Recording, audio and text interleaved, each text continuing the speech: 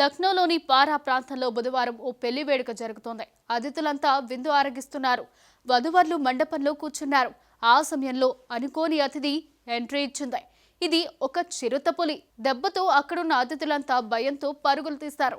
Lucknow బుద్ధేశ్వర్ ring రోడ్లోని లాన్లో రాత్రి 11:40 ప్రాంతంలో ఈ షాకింగ్ ఘటన చోటు చేసుకుంది. చిరుతపులి పెళ్లి వేడుకలో ప్రవేశించడంతో ప్రజలు పోలీసులకు సమాచారం అందించారు.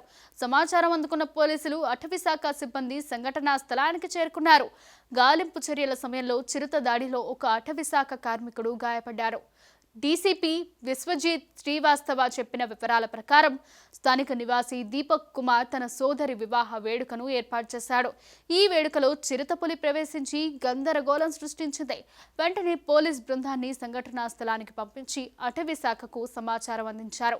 మరొక బృందం సంఘటనా స్థలానికి చేరుకుని ప్రాంగణాన్ని ఖాళీ చేయించి, అయితే అటవీ శాఖ వన్యప్రాణిని పట్టుకోవడానికి గాలింపు చర్యలు ప్రారంభించింది. అతిథులు ఆహారం తీసుకుంటుండగా ఫోటోగ్రాఫర్లు ప్రత్యేక క్షణాలను బంధిస్తుండగా చిరుత టెంట్ వెనుక నుండి వివాహ హాల్లోకి ప్రవేశించిందని డీసీపీ తెలిపారు.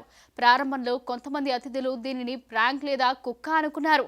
అయితే చిరుత జనాల వైపు కదల్చడంతో భయాందోళనకు వ్యాపించాయి. గందరగోళంలో 2 కెమెరామ్యాన్లు పడిపోయి గాయపడ్డారు. కలకలం రేగడంతో భయపడిన చిరుత ప్రాంగణంలోని హాల్ ప్రాంతం పైకప్పుపైకి దూకింది. విషయం గురించి సమాచారం అందుకున్న తర్వాత అటవీశాఖ బృందం సంఘటనా స్థలానికి చేరుకుందని లక్నో డీఎఫ్ఓ సీతాంకు పాండే తెలిపారు. బృందం వివాహ హాల్లోని 2వ అంతస్తు చేరుకున్నప్పుడు చిరుత విరిగిన ఫర్నిచర్ వెనుక దాక్కున్నట్లు వారు గుర్తించారు. ఫారెస్ట్ గార్డ్ ముఖద్దర్ ఆలీ దానిని సమీపించగానే అది అతనిపై దాడి చేసి కుడి చేతిని కరిచింది.